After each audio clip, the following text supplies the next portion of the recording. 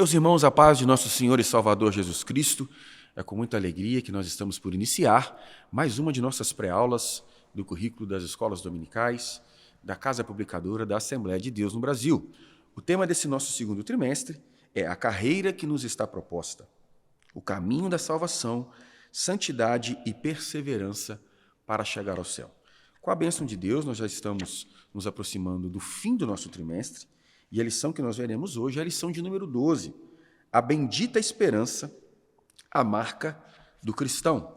A lição prevista para ser aplicada na manhã do dia 23 de junho de 2024, com o tema A Bendita Esperança, a marca do cristão. O nosso textuário nos diz o seguinte: aguardando a bem-aventurada esperança e o aparecimento da glória do grande Deus e nosso Senhor Jesus Cristo. Tito capítulo 2, versículo 13. A verdade prática vai nos dizer: a esperança cristã é a âncora que mantém a alma do crente firme diante dos dissabores em nossa jornada de fé. Leitura bíblica em classe está na Carta aos Romanos, capítulo 8, versículos 18 ao versículo 25, e nos diz assim, acompanhe a leitura da palavra de Deus. Porque para mim tenho por certo que as aflições desse tempo presente não são para comparar com a glória que em nós há de ser revelada.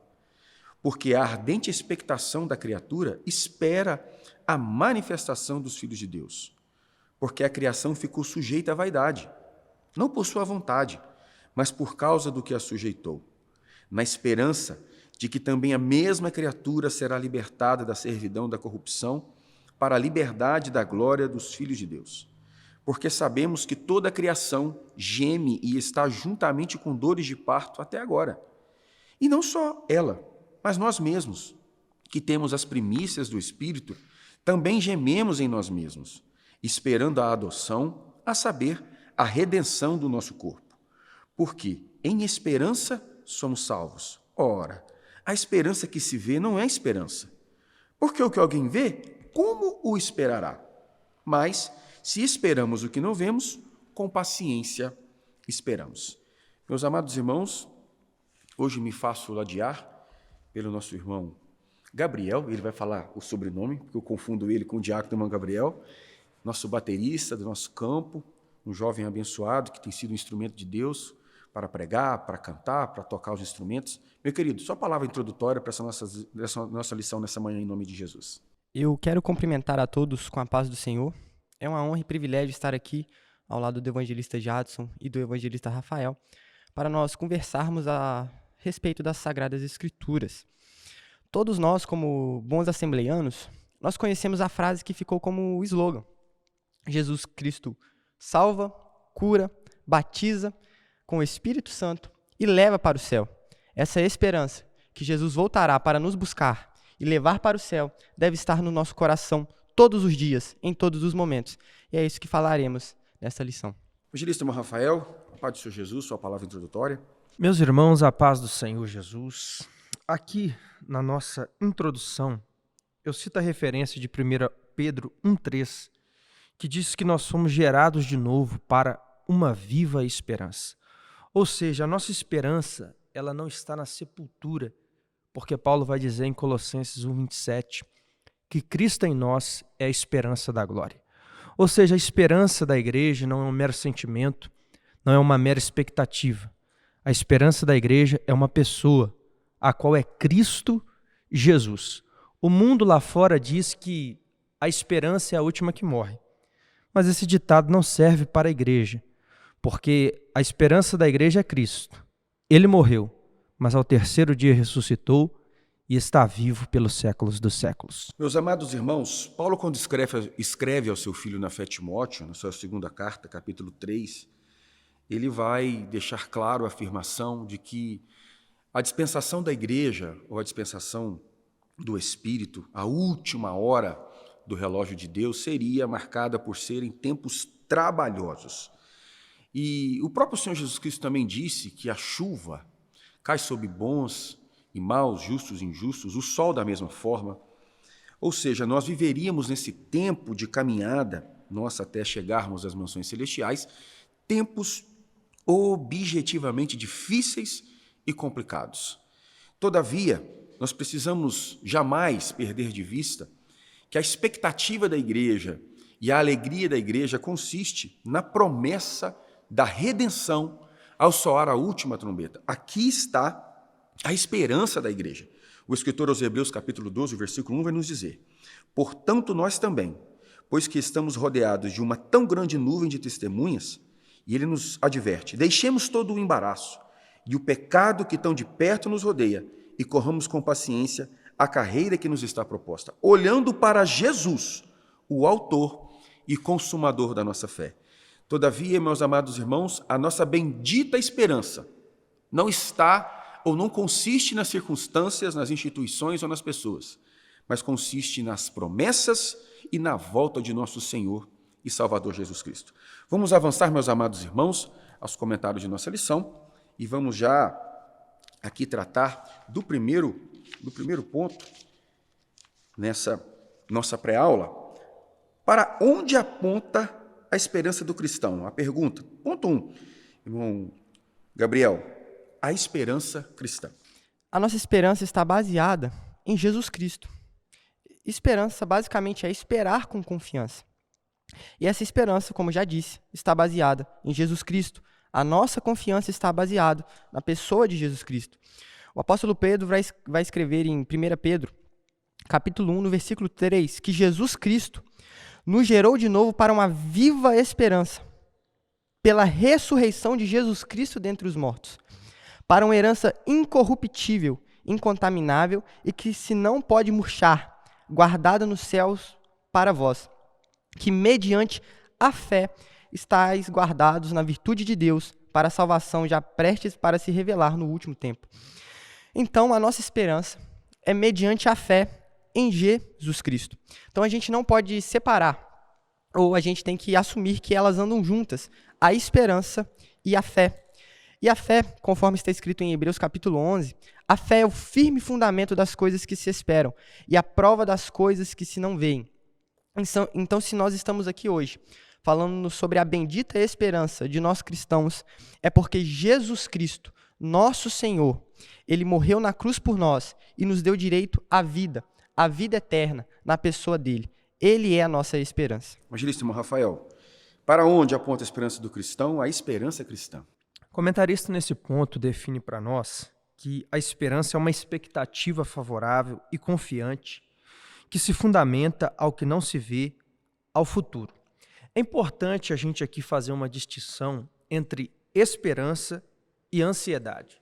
Ansiedade, nós sabemos que é o mal do século. Se saudosismo é apego ao passado, a ansiedade é o apego ao futuro. Podemos dizer também que a ansiedade é uma forma de excesso. Depressão é excesso de passado, estresse é excesso de presente e ansiedade é excesso de futuro. Uma pessoa ansiosa, ela quer viver as coisas antes do tempo. A ansiedade, ela não te alegra para o dia de amanhã. Ela apenas te entristece para o dia de hoje. Ela não melhora o seu futuro, ela apenas piora o seu presente. E eu trago aqui essa distinção porque talvez alguém possa pensar que ansiedade e esperança são coisas parecidas. Mas não. Ansiedade é algo ruim, que traz tristeza ao coração e conflito para a nossa alma. Agora, esperança é algo bom, traz alegria e traz paz para o nosso coração. Toda a nossa ansiedade, conforme 1 Pedro 5, verso 7, nós temos que lançar sobre o Senhor e firmar o nosso pensamento no que está em Tito, capítulo 1, verso 2.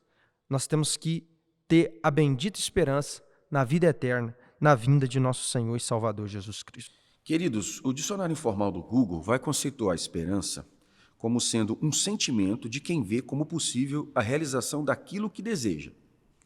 Confiança em coisa boa. Portanto, nós precisamos atrelar a boa teologia com essa conceituação. Portanto, a esperança cristã não consiste objetivamente tão somente num sentimento. A esperança do cristão está embasada nas expectativas que se tem a respeito da obra de Deus em nossas vidas e da obra de Deus através das nossas vidas. Portanto, a nossa esperança não pode ser definida à luz do que os dicionários ou que os léxicos apontam, como sendo tão somente um sentimento. a nossa esperança consiste para além dessa conceituação, porque nós não temos a nossa esperança como um sentimento de positividade ou otimismo, mas a nossa esperança consiste em confiar em Deus e naquilo que a sua palavra nos diz.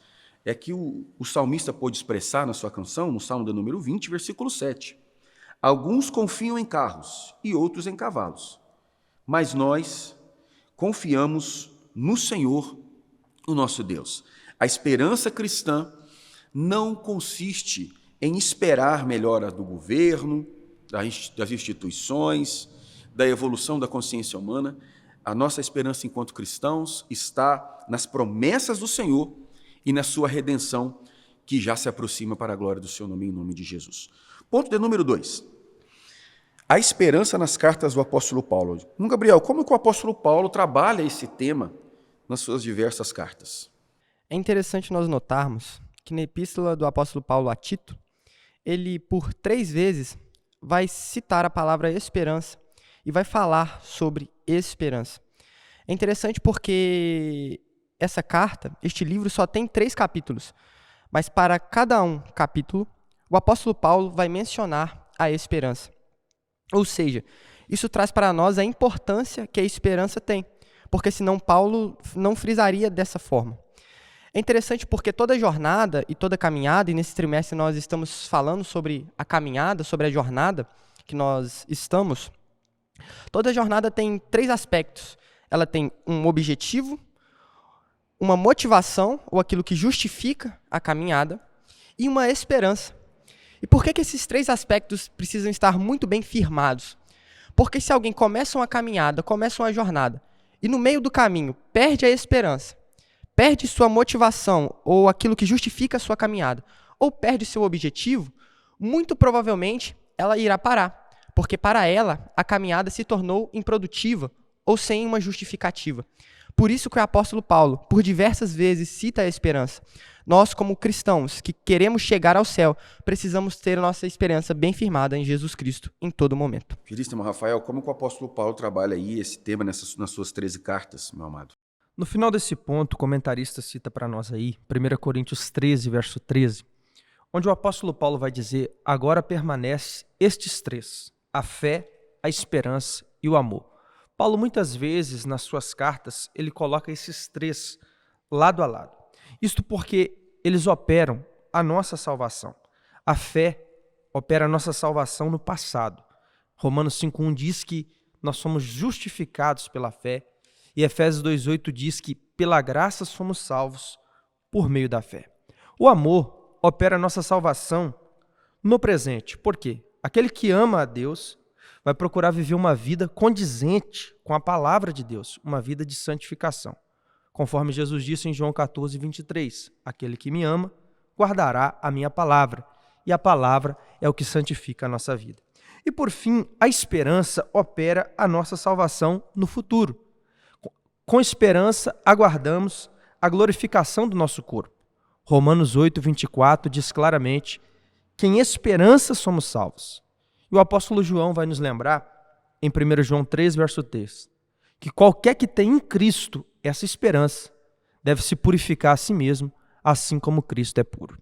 Amados, o comentarista trabalha o conceito de esperança na perspectiva bíblica cristã, atrelando diversos conceitos que são muito caros para a teologia clássica e para aquilo que se chama de teologia devocional, coisas que nós podemos aplicar no dia a dia.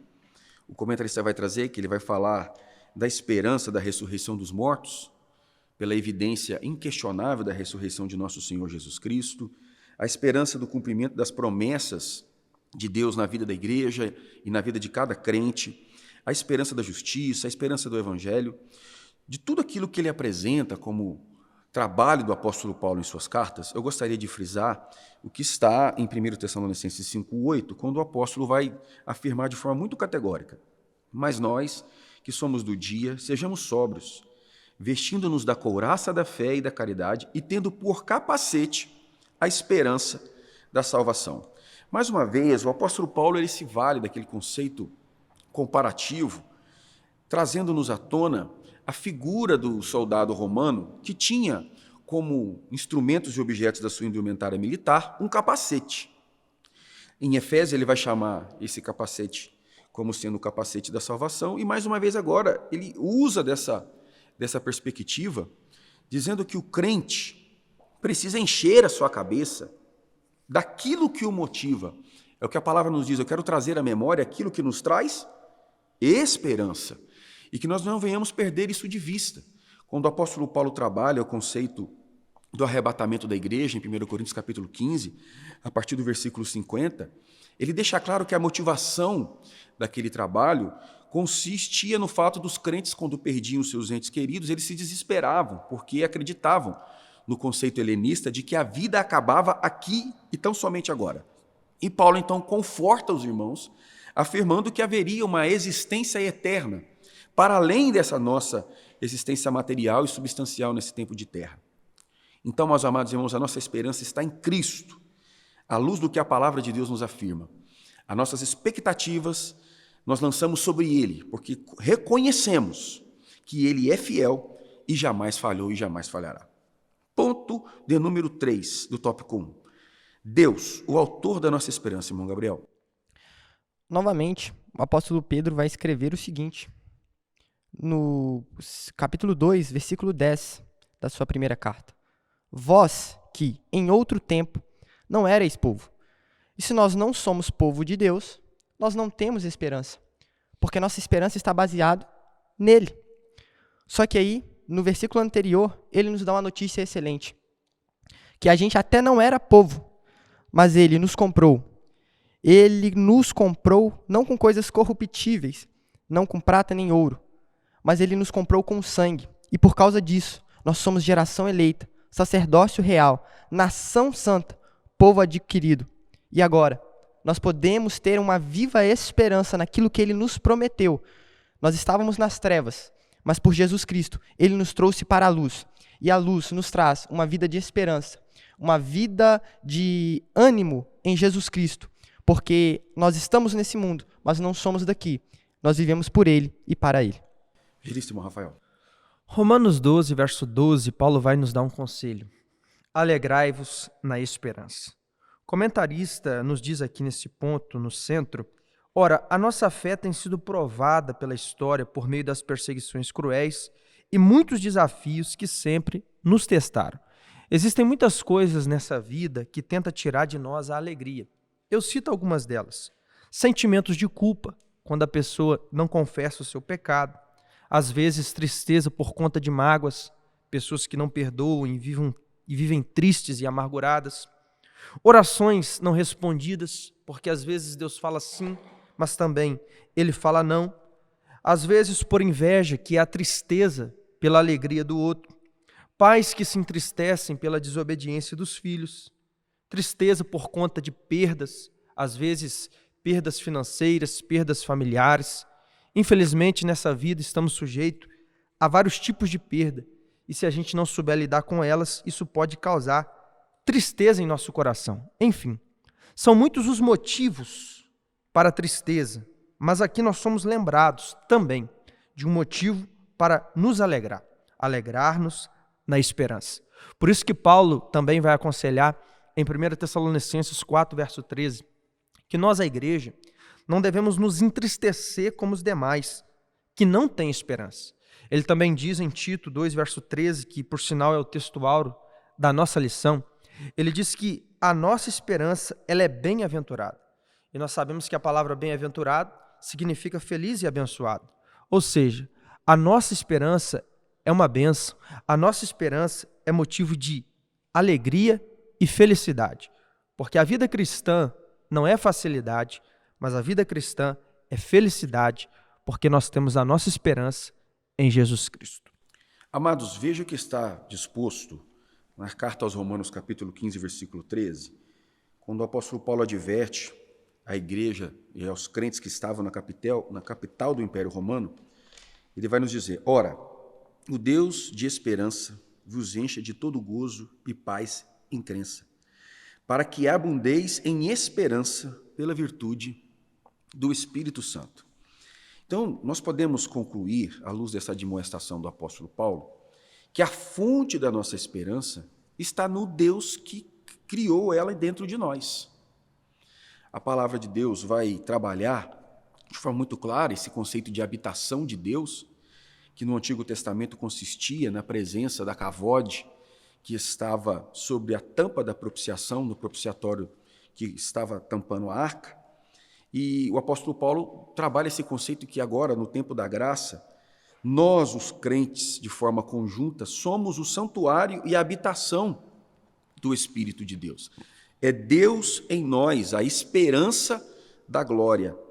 Portanto, se nós somos portadores da glória de Deus, e se nós somos o invólucro que recebe a presença do Espírito Santo de Deus, nada mais natural de que o cristão, de que o crente se encha desse bom sentimento de expectativas boas a respeito do futuro. Porque, como já foi dito nessa empreita, a vida cristã ela precisa se tomar posse do conceito de suficiência. Nós precisamos viver essa suficiência e entender que o destino é importante, que é o céu, mas a caminhada também faz muita diferença. E se nós nos enchermos dessa esperança do Deus que está em nós, o Deus que é o autor dessa esperança, certamente nós teremos uma vida espiritual mais produtiva e uma vida mais feliz, sem os amargores que tentam nos impor pela nossa existência passageira nessa terra. Então, que nós venhamos nos encher de esperança, né? Consolai-vos uns aos outros com essas palavras, crendo que o nosso Senhor há de recompensar cada um de nós por tudo aquilo de bom que temos feito para a glória do seu nome. Ponto de número 2. A perspectiva escatológica da esperança cristã. A Bíblia focaliza o futuro, irmão Gabriel. O evangelista Jadson, agora há pouco, citou Hebreus 12:2, olhando para Jesus, autor e consumador da fé. É interessante porque o escritor aos Hebreus, quando escreve essa carta, ele provavelmente escreve a judeus convertidos que estavam dispersos provavelmente em Roma, mas que devido à tamanha perseguição estavam provavelmente perdendo sua esperança, perdendo a vontade de prosseguir e considerando voltar para as práticas judaicas. Mas aí o Senhor levanta o escritor aos Hebreus para dizer, olhe para Jesus. Ele vai dizer que Jesus é superior à lei, aos profetas, a Moisés, aos sacerdotes. Ele vai dizer, olha, Jesus é superior a tudo isso. E ele é o autor, ou o capitão, ou o perfector da vossa fé. É ele, é olhando para ele. Como o comentarista diz aqui, Cristo é o fio condutor das Sagradas Escrituras. É ele quem nos diz, mesmo que agora esteja difícil, não perca a esperança, porque eu tenho um futuro de glória. Eu tenho um futuro, eu tenho algo preservado e preparado para vocês. Evangelíssimo Rafael. Nesse ponto, o comentarista nos diz que o pecado provocou desarmonia na criação. Nós sabemos que quando o pecado entrou no mundo, ele não prejudicou apenas a humanidade, ele prejudicou também a natureza. A terra foi amaldiçoada por causa de Adão. Os animais que antes eram mansos se tornaram ferozes. Nem espinhos e abrolhos havia na terra e passou a existir com a entrada do pecado no mundo. É isso que a nossa leitura bíblica em classe, Romanos 8:21, vai nos dizer, que essa criação ou que essa criatura, ela também tem a esperança de ser liberta da servidão da corrupção, conforme está em Romanos 8:21. A criatura ou a criação, a natureza, também tem esperança em uma restauração, que vai começar, por exemplo, no milênio, quando Cristo vai reinar por 1000 anos sobre toda essa terra, e a terra vai se encher do conhecimento do Senhor, e os animais vão voltar a ser mansos. Diz a Bíblia que o leão comerá palha como boi, a criança colocará sua mão na toca da serpente e nenhum mal lhe sucederá. O milênio será um momento de restauração para a natureza, que também foi afetada com o pecado. Será um momento de paz e justiça. E por que isso? Porque nós aprendemos que são 3 os inimigos que nós enfrentamos, o mundo, o diabo e a carne. Mas no milênio, o diabo está preso por 1000 anos, evangelista Jades. Apocalipse 20. E o mundo está sob o controle, o domínio e a influência do Senhor Jesus Cristo. Então, essa também é a esperança da criação. Amados, você que é professor da escola dominical, quando a gente pensa que nós vamos trabalhar um tema com menos densidade teológica, o comentarista vai e aborda a esperança numa perspectiva escatológica. Então ele nos apresenta esse pano de fundo da doutrina das últimas coisas, tendo a esperança como um fomento daquilo que nos motiva a avançar em direção à vocação que nós somos chamados, qual seja a nossa salvação e a proclamação do Evangelho de nosso Senhor e Salvador Jesus Cristo. Então ele vai apresentar esse conceito tendo em vista que o quê? A escola que guia a exegese ou a hermenêutica pentecostal assembleiana brasileira, ela não é preterista, evangelista irmão Rafael. Irmão Gabriel, a nossa escola não é preterista, nós não acreditamos que o milênio, nós já vivemos o milênio, ou que o Apocalipse já se cumpriu do ponto de vista histórico. Né? Os preteristas vão dizer que o que falta a se cumprir é aquilo que está disposto a partir do capítulo 19 do Apocalipse. Mas o nosso método interpretativo não se vale desses instrumentos. Nós acreditamos na literalidade do que está escrito, objetivamente falando, mas nós temos uma visão futurista a respeito dos atos e eventos que estão dispostos no Apocalipse. Então, não é nenhuma demasia trazer aqui para os irmãos uma breve síntese do que seria a nossa doutrina escatológica, ou seja, o bom assembleiano, me permito usar essa expressão bom assembleiano, né? O bom assembleiano é pré-tribulacionista, ele acredita que Jesus volta antes da grande tribulação, a trombeta soando, acaba-se a dispensação da graça e inicia-se, então, objetivamente, a grande tribulação e o início da 70ª semana de Daniel. Acabada os 7 anos de grande tribulação, temos o julgamento das nações, então nós temos a instalação do milênio, onde já foi bem dito aqui pelo evangelista irmão Rafael. E a nossa esperança, a esperança da igreja consiste no quê? Que é exatamente nesse tempo, nessa visão escatológica, em que o Senhor trará a restauração para todas as coisas. Aquele jardim que foi destruído pela corrupção do gênero humano no Gênesis, ele há de ser restaurado após o final de todas as coisas.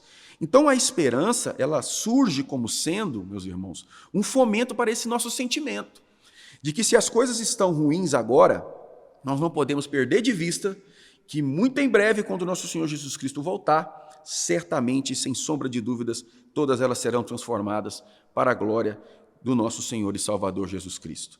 Que Deus venha encher-nos dessa esperança, que o arrebatamento da igreja está às portas para a glória do nome do nosso Senhor. Ponto 2. A esperança no porvir traz consolo e alegria ao crente, irmão Gabriel. Esse tópico nós podemos resumi-lo naquilo que o Senhor Jesus nos traz em João capítulo 3, capítulo 13 e 14. Por quê? A esperança no porvir traz consolo e alegria ao crente. Só pode ser consolado aquele que está triste. Não tem como eu consolar alguém que está feliz. Então, por que os discípulos, nesse contexto aqui, estavam tristes? Ou por que nós, na nossa caminhada, ficamos tristes? Porque o Senhor Jesus já bem disse, no mundo tereis aflições. E neste momento aqui, o Senhor Jesus está dando as últimas instruções aos discípulos. E ele fala, para onde eu vou, não podeis vos ir. Os discípulos ficam confusos e tristes, mas o Senhor fala de uma esperança, a esperança do porvir para dar o consolo. O Senhor Jesus nos trouxe o exemplo aqui. Não se turbe o vosso coração, credes em Deus, crede também em mim. Então Jesus deixa claro para nós que a esperança que nós temos está nele e está no porvir, porque ele foi preparar lugar para nós. E também... Desculpa, meu querido. Não, que isso. E também nós temos aqui o versículo 26, mas aquele Consolador, o Espírito Santo, que o Pai enviará em meu nome, vos ensinará todas as coisas e vos fará lembrar. Nós só temos esperança se o Espírito Santo habita em nós, porque é ele quem nos faz lembrar de tudo o que Jesus nos disse. Evangelista irmão Rafael, agora sim, a esperança no porvir. Provérbios 14, 32, a Bíblia diz que o ímpio, pela sua malícia, será lançado fora, mas o justo, até na sua morte, tem esperança. É verdade que o câncer mata o corpo, a velhice mata o corpo, o acidente mata o corpo, a doença mata o corpo, o coronavírus mata o corpo, mas não pode, nada disso, matar a esperança do crente fiel, que encontrará com Jesus Cristo no céu da glória. Por isso que o apóstolo Paulo pôde dizer em Filipenses 1:21, para mim o viver é Cristo e o morrer é lucro, porque se eu vivo, eu vivo para Cristo. E se eu morro, eu vou me encontrar com Jesus Cristo. Essa é a esperança do salvo. Paulo também vai nos dizer em 2 Coríntios 4,17 que a nossa leve e momentânea tribulação produz para nós um peso eterno de glória no céu. E ele nos diz ainda em Romanos 8,18 que as aflições deste tempo presente não se podem comparar com a glória que em nós há de ser revelada. Meu querido, a luta, ela não é o atestado de óbito da nossa esperança, é apenas a certidão de nascimento da nossa vitória. Vale a pena ser fiel, porque um minuto no céu vai compensar todas as aflições que nós passamos aqui na terra. E no céu nós não vamos passar apenas um minuto, nós estaremos toda a eternidade com o nosso Senhor. Essa é a nossa esperança. Queridos, tem um livro da ciência política, que ele é um clássico para todo aquele que estuda teoria geral do Estado ou política de um modo geral, que é o livro chamado Utopia, de Thomas More. No livro de Utopia, o que é utopia no livro de Thomas More? Utopia é uma cidade onde nas portas não tem trancas, onde não há necessidade de dinheiro. E a expressão utopia acabou tomando um significado pejorativo negativo de dar noção daquilo ou de alguém que está delirando. Você está tendo um delírio, isso é uma utopia, isso é algo inatingível. Todavia, quando nós olhamos para a Bíblia Sagrada, e nós somos, por declaração de fé, fundamentalistas, nós acreditamos na inspiração plenária e verbal das Escrituras, portanto, nós levamos muito a sério o que está escrito. E nós não podemos admitir que alguém nos taxe a pecha de sermos utópicos, de vivermos uma utopia, algo que não está ou que não vai acontecer. Então, meus amados irmãos, que nós venhamos nos encher das promessas de Deus e nos valer do que o apóstolo Paulo escreve a 1 Tessalonicenses 4,18, quando ele diz: portanto, consolai-vos uns aos outros com estas palavras. Com que palavras? As palavras que estão aqui no livro sagrado. E por mais que nós vivamos hoje um momento de dificuldade, nós não podemos perder de vista as promessas de Deus na nossa vida. A palavra vai nos dizer que ele não é homem para que minta, e nem filho do homem para que se arrependa. Então, meus irmãos, tomem posse dessa promessa e vivam uma vida espiritual satisfatória, porque nós entendemos que ao soar a última trombeta, quando os nossos corpos serão transformados, antes de encontrarmos com o Senhor nos ares, nós desfrutaremos de delícias e de situações que nós, na nossa mente humana, não conseguimos sequer descrever. Então, nós não vivemos uma utopia, nós andamos por fé, acreditando no que diz a palavra de Deus. Irmão Gabriel, por que uma doutrina da esperança? Ponto 3. Porque, em 1 Coríntios, capítulo 15, versículo 19, o apóstolo Paulo diz que se esperamos em Cristo só nesta vida, somos os mais miseráveis de todos os homens. Mas nós temos consciência de que Jesus morreu naquela cruz, venceu a morte. Ele foi a primícia dos que dormem. E nós esperamos que em breve ele voltará para nos buscar. Aqueles que estão dormindo no Senhor ressuscitarão primeiro. E nós nos encontraremos com eles nos ares para viver tudo aquilo que o Senhor nos prometeu. Por isso ele diz no mesmo capítulo, no versículo 58, portanto, meus amados irmãos, sede firmes e constantes, sempre abundantes na obra do Senhor, sabendo que o vosso trabalho não é vão no Senhor. Em Jesus Cristo, nós temos a esperança do porvir. Ele é nosso Salvador. Evangelista Rafael, qual a necessidade dessa doutrina, meu querido? No final desse ponto, o comentarista cita para nós Hebreus 10, 23, que diz: retenhamos firme a confissão da nossa esperança, porque fiel é aquele que prometeu. Então aqui nós temos um motivo para permanecer firme em nossa esperança. Porque Deus é fiel. Ele vela pela sua palavra para cumprir. Como bem lembrado aqui pelo evangelista Jadson, ele não é homem para que minta e nem filho do homem para que se arrependa. Então, é bom lembrar o que o Senhor Jesus disse em João 14, verso 2 e 3. Virei outra vez e vos levarei para mim mesmo, para que onde eu estiver, estejais vós também. Essa é a nossa esperança. Ali no capítulo 3 de João, Jesus ele vai dizer 3 coisas para os discípulos que deixou os discípulos tristes. Ele disse o seguinte: para onde eu vou, vocês não podem ir. Segundo, ele disse: um de vocês há de me trair. E terceiro, ele disse: um de vocês há de me negar. E o texto diz que os discípulos começaram a se entristecer no capítulo 13 de João. Então ele começa o capítulo 14 dizendo: mas não se turbe o vosso coração. Crede em Deus e crede também em mim, porque na casa de meu pai há muitas moradas. Se há muitas, significa que há moradas de sobra. Essa é a esperança para todo aquele que crê em Jesus Cristo. Meus amados irmãos, os irmãos ouviram aí um ruído de notificação, nós estamos gravando na nave de nosso templo sede, então não se incomodem com isso em nome de Jesus, tá? Trazendo a abordagem a respeito da pergunta, por que a necessidade dessa doutrina? Primeiro, porque há uma necessidade, é redundante. Jesus Cristo, no capítulo 15 de São João, ele vai se colocar como uma videira e apresentar cada crente como sendo um ramo, um fruto dessa videira, um ramo dessa videira. O apóstolo Paulo vai nos comparar a uma lavoura de Deus. Então, nos valendo dessa comparação, nós podemos afirmar que uma praga está para uma lavoura do mesmo jeito que o liberalismo teológico está para a Igreja de Deus. Porque o liberalismo teológico, que se vale da filosofia secular e foca no extrabíblico e abandona o que é bíblico, ela está por desconstruir essa ideia, e por que não dizer esse ideal, de vida eterna. Por isso que nós precisamos construir essa esperança, gerar em nós esse sentimento, ter essa doutrina, porque muitos crentes já não criam em seu coração expectativas do arrebatamento da igreja. E eu até te lanço uma pergunta, meu amado irmão. Você, professor, pode trabalhar essa pergunta na classe. Pergunte aos seus alunos: por que você não quer o arrebatamento?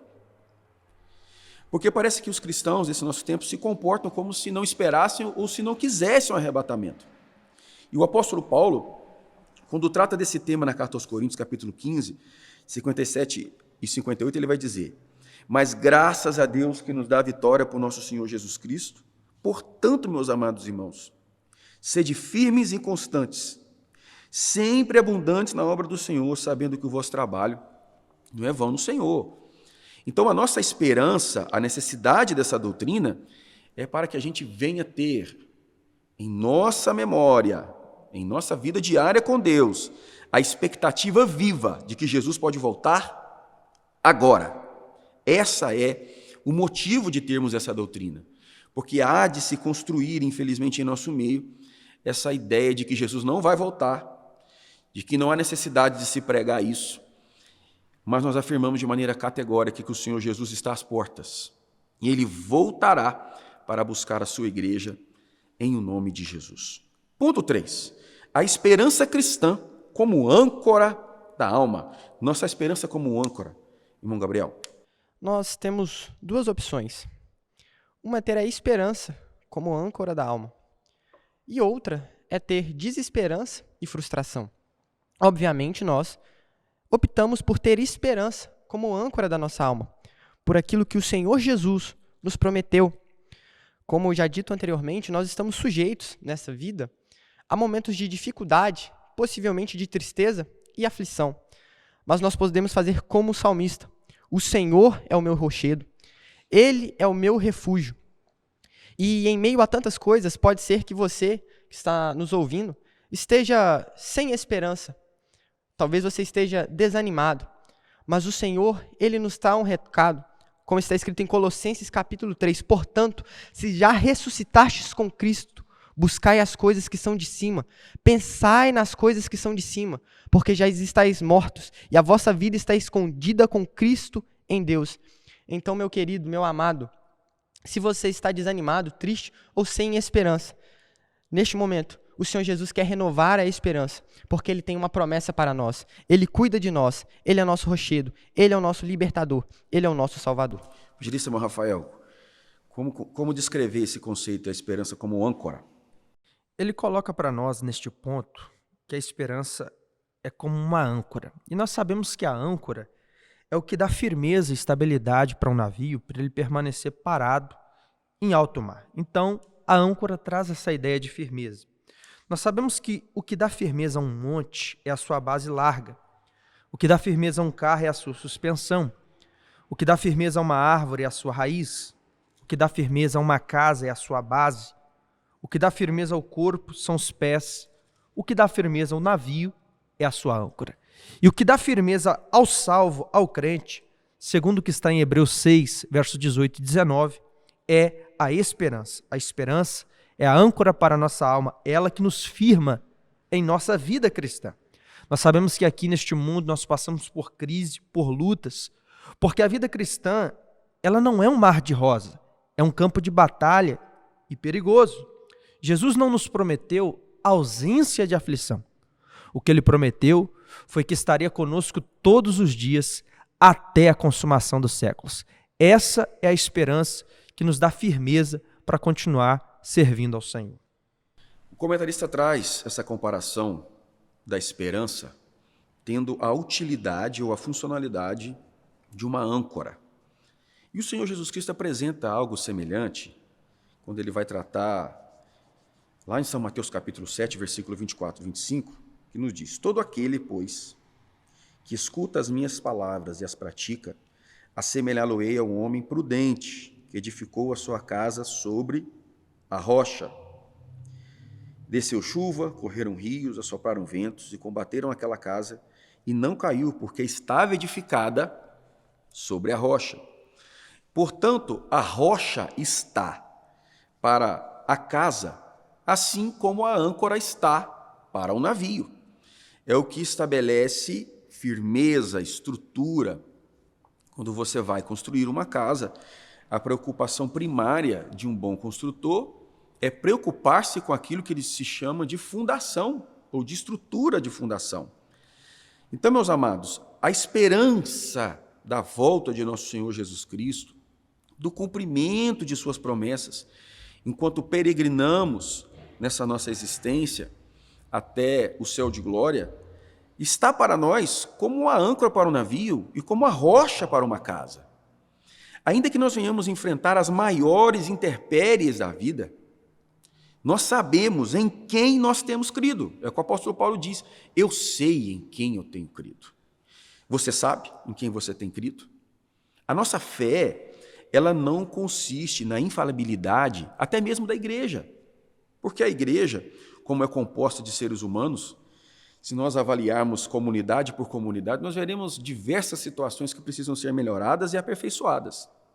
Todavia, a nossa esperança não está na pessoa do nosso pastor, dos nossos pastores, dos nossos obreiros, nem da nossa boa organização. O que diferencia a igreja como mistério de Deus nessa terra é exatamente a perspectiva da eternidade que a igreja tem. Nós esperamos e aguardamos, fazemos coro ao que o Espírito Santo também diz lá no Apocalipse: Maranata, ora vem, Senhor Jesus. Ponto 2. Por que a esperança do crente é melhor, irmão Gabriel? Como o evangelista Jadson citou, a nossa esperança é a melhor porque nós esperamos em Jesus Cristo, que não falha, que não erra e que não perde o controle. Se minha esperança tivesse baseada em mim mesmo, ela seria falha, porque eu falho. Se tivesse baseado no evangelista Jadson ou no evangelista Rafael, também seria falha, porque apesar de serem homens de Deus, também são falhos. Mas nossa fé está baseada em Jesus Cristo e no que Ele fez, sabendo que nós não fomos comprados com coisas corruptíveis, como já disse anteriormente, mas com coisas incorruptíveis, com o precioso sangue de Cristo, como de um cordeiro imaculado e incontaminado. E Ele garante o nosso futuro. Ele é a nossa esperança. Então, como está escrito, nós devemos trazer à memória aquilo que nos traz esperança. E a nossa esperança está em Jesus Cristo. E essa é a garantia que nossa esperança é melhor, porque Ele não falha. Jurista irmão Rafael, por que a esperança do crente é melhor? Talvez uma das piores sensações que um ser humano possa enfrentar nessa terra é a sensação de frustração, quando a esperança ou a expectativa não é correspondida. Mas tenho para mim que a pior frustração que alguém pode enfrentar é a frustração eterna. Eu cito alguns exemplos. Existe uma religião no mundo extremista que acredita que se uma pessoa se explodir no meio de milhares e levar o máximo de pessoas que ele puder com a morte, depois ele vai se encontrar num harém cheio de virgens. Os antigos faraós acreditavam que deviam encher os seus túmulos de tesouro, riqueza. A história diz até que eles enterravam escravos vivos, porque eles acreditavam que todos esses tesouros e escravos iam servi-los no pós-vida. E quando a morte chega, o que existe é a frustração. Existem outras religiões, uma religião muito popular no Brasil, por exemplo, que acredita que quando a pessoa morre, aparece uma luz no fim do túnel e Maria vem ao seu encontro para recebê-lo na eternidade. Outros acreditam que após a morte, a alma vai para um lugar chamado purgatório, onde os pecados vão ser expurgados para a pessoa poder alcançar o céu. Outros ainda acreditam que podem viver uma vida inteira no pecado e depois da morte alguém simplesmente vai fazer uma missa, uma oração por ele e ele vai ser salvo. E o que vem após a morte é a frustração eterna. Porque a Bíblia diz em Hebreus 9:27 que ao homem está ordenado morrer uma só vez, vindo após a morte o juízo. Ou seja, a morte sela o destino da alma. Quem é fiel, a morte o conduz ao céu. Mas se não for fiel, a morte o conduz ao inferno. Poderíamos aqui citar outros exemplos, mas eu deixo por causa do tempo. E lembro que o comentarista diz aqui no final deste ponto: toda esperança fora de Cristo é vazia e sem sentido, porque vai levar à frustração eterna.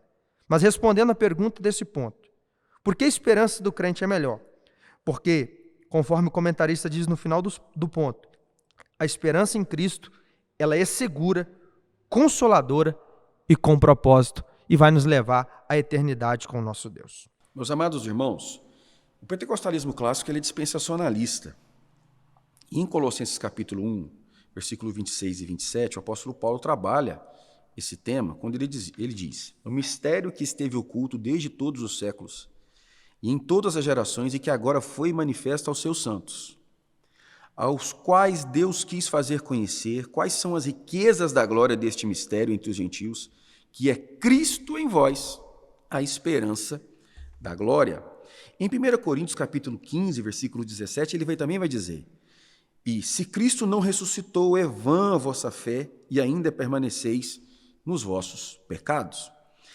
As duas referências bíblicas ora apresentadas nos dão a resposta categórica do porquê a esperança do crente é a melhor esperança. Porque a nossa esperança consiste em promessas que foram guardadas por Deus e reservadas para nós enquanto igreja. Então, nesse tempo chamado da graça, nós não podemos nos valer objetivamente dessas promessas e encher os nossos corações de arrogância, de desprezo em relação às pessoas que praticam outros tipos de religiões. Haja vista ser isso um direito fundamental do indivíduo poder se autodeterminar na perspectiva da sua espiritualidade. Mas como nós falamos, a princípio, na pré-aula, para dentro, então nós afirmamos aos nossos crentes que, à luz do que a palavra de Deus nos adverte, nós temos a melhor esperança, porque a nossa esperança não consiste numa promessa humana falha. A nossa esperança consiste numa promessa de um Deus que nunca falhou. E falando para fora, para não ser entendido como arrogante ou quem está fomentando o discurso de ódio contra as demais religiões, eu digo a você o que o apóstolo falou para Filipe: vem e vê. Se você duvida dessa alegria, desse gozo, dessa situação, desse estado de coisas espirituais que nós vivemos, vem e veja. Venha, prove e veja que verdadeiramente o Senhor é bom. Então, para quem está de dentro, nós nos valemos do que diz a Bíblia Sagrada e afirmamos que nós temos a melhor esperança, porque fundamentamos a nossa esperança nas promessas de um Deus que jamais falhou, jamais falhará. Para quem está de fora, nós lançamos esse desafio: venha e veja, prove dessa presença maravilhosa do Espírito Santo. Nós já estamos caminhando para terminar a aula e eu não disse para você curtir os nossos vídeos, seguir os canais da igreja e colocar embaixo aí a cidade e o lugar de onde você está falando, que isso contribui muito com as métricas avaliativas de nosso alcance. Ponto 3. Mantendo firme a esperança, irmão Gabriel. Nós não somos desse mundo. O apóstolo Pedro, novamente, vai dizer no capítulo 2, versículo 11: Amados, peço-vos, como a peregrinos e forasteiros. Essa é a prova em que nós estamos numa caminhada. E uma caminhada que nós não podemos parar. No início eu disse sobre termos objetivo, justificativa ou motivação e esperança, baseadas em Jesus Cristo. E nós temos uma promessa, o céu de glória. Mas para isso, nós precisamos manter firmes a esperança em nossos corações. E fazer assim como o comentarista disse, no nosso modo de viver, no nosso modo de vida, honrar a Cristo, tendo essa esperança em mente. Por isso o apóstolo vai continuar escrevendo: porque vocês são peregrinos e forasteiros, eu vos peço que vos abstenhais das concupiscências carnais, que combatem contra a alma, tendo o vosso viver honesto entre os gentios. Se eu tenho a esperança que Jesus voltará para me buscar, eu não posso parar em minha caminhada. Eu preciso prosseguir honrando a Cristo, honrando ao Senhor Jesus, porque tudo aquilo que Ele prometeu é verdade, vai se cumprir, e eu preciso estar firme, constante, obedecendo a Ele, para que eu possa viver tudo aquilo que Ele me prometeu, porque Ele objetivamente não falha. Estilista, irmão Rafael, como manter firme essa esperança? Aqui eu cito 1 Coríntios 15, 19, que já foi até dito pelo nosso irmão Gabriel. Se esperarmos em Cristo somente nessa vida, somos os mais miseráveis de todos os homens. Infelizmente, muitos cristãos estão olhando para Cristo apenas com uma ótica materialista, apenas pensando nas coisas da terra. Muita gente servindo a Deus pelo que Ele pode dar e não pelo que Ele é. Muita gente buscando mais a mão de Deus do que a face de Deus. Muitos buscando mais os presentes de Deus do que a presença de Deus. Infelizmente, em muitas igrejas, o púlpito virou balcão, os crentes viraram clientes e a mensagem do evangelho virou mercadoria para ganhar dinheiro. Só que a Bíblia diz em Colossenses 3, verso 2, que nós devemos pensar nas coisas que são do céu. Eu não quero lembrar você nesse dia do Cristo, do Jesus, que pode te dar carro novo, que pode te encher do dinheiro, que pode te dar uma mansão. Ele pode fazer isso se Ele quiser. Mas eu quero te lembrar do Cristo, que até do suor do seu rosto derramou sangue para nos purificar de todo pecado e nos dar direito de morar do céu. Então nunca tire da sua mente essa esperança. Diz a Bíblia que nós somos peregrinos e forasteiros em terra estranha. Somos como José. Estamos no Egito, mas não somos do Egito. Somos de Canaã. Somos como Daniel. Estamos na Babilônia, mas não somos da Babilônia. Nós somos de Jerusalém. Que nós possamos manter firme essa esperança no céu de glória. Amados, se nós nos valermos do processo histórico que remonta aos séculos até chegarmos ao ponto que a igreja está hoje, nós veremos que houve um tempo, e um tempo que durou bastante tempo, em que os nossos irmãos viveram profundas perseguições.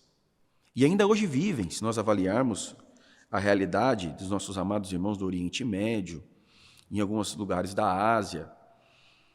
Então, a igreja de nosso Senhor Jesus Cristo, em todo o tempo, em toda a sua história, experimentou perseguição. E o que mantinha essa chama acesa? Porque os historiadores vão nos informar que algumas situações, quando os crentes eram sentenciados à arena para serem devorados pelos leões, eles faziam questão de ir e morrer por Cristo. E o que justificava, ou que justifica os nossos irmãos, por exemplo, na China, passarem por tantas perseguições e coisas semelhantes? É exatamente a esperança. A esperança que o apóstolo Paulo deixa claro na carta aos Coríntios, capítulo 15, versículos 51 em seguir. Eis que vos digo o mistério. Na verdade, nem todos dormiremos, mas todos seremos transformados. No momento, no abrir e fechar de olhos ante a última trombeta, porque a trombeta soará e os mortos ressuscitarão incorruptíveis e nós seremos transformados. Conta essa história de um missionário que volta depois de muitos anos, décadas do campo de trabalho. Quando ele aterriza no aeroporto, ele vê uma grande comitiva, um baile de festas com banda e autoridades, E ele alegra o seu coração pensando que aquela festa era uma festa de recepção, tendo em vista a retribuição de tantos anos e décadas de trabalho. Só que quando ele chega no saguão do aeroporto, ele tem a triste conclusão que toda aquela festa era para uma comitiva esportiva de um time de rugby que estava chegando em seu país. E ele então se entristece, porque ele não tem o devido receptividade e ele não recebe a retribuição na terra de tudo aquilo que ele fez. E quando ele apresenta suas tristezas a Deus, o Espírito Santo grita dentro da alma dele: meu filho, você ainda não chegou em casa. Você ainda não chegou no lugar que você vai ser recebido. Então nós mantemos a nossa firme esperança, crendo que nós ainda não estamos em casa. Nós só estamos aqui tão somente de passagem. Irmão Gabriel, só palavra de conclusão para essa aula. Nós precisamos ter em mente aquilo que está escrito em Atos, no capítulo 1. Naquele momento, o Senhor Jesus, pouco antes de subir ao céu, ele faz um mandamento, ele deixa uma promessa do Espírito Santo e ele sobe, é assunto aos céus. Neste momento, os discípulos se encontram olhando para cima, mas aí nós vemos o versículo 11. Deles se puseram 2 varões vestidos de branco, os quais lhe disseram: varões galileus, por que estáis olhando para o céu? Esse Jesus, que dentre vós foi recebido em cima no céu, há de vir assim como para o céu o vistes ir. Nós precisamos ter isso em mente. O Senhor Jesus, ele nos fez uma promessa. Ele subiu ao céu.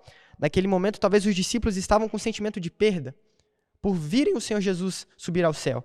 Mas aí vem uma promessa que aquece o coração.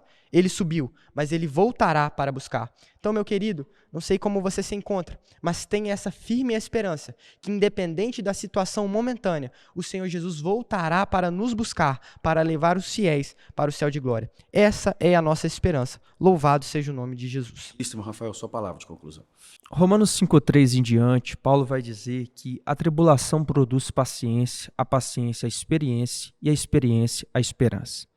Então, às vezes, Deus, para gerar em nós a esperança ou para fortalecer a nossa esperança, Ele permite a tribulação.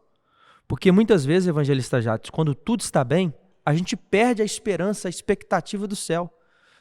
Nós começamos a nos acostumar com essa terra.